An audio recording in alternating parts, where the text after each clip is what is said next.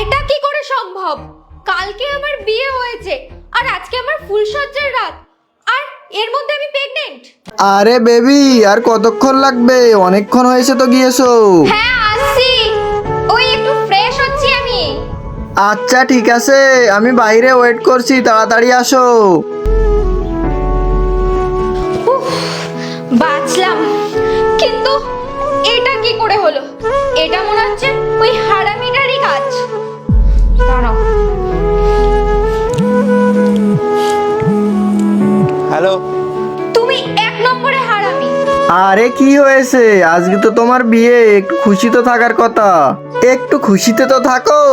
তার আগে যারা নিচের সাবস্ক্রাইব বাটনটা সাবস্ক্রাইব করবে তার বাবা মা যেন অনেকদিন বাঁচে, আর যারা ভিডিওতে লাইক করবে তাদের মনের আশা যেন পূরণ হয়, আর আমি দোয়া করে দিলাম।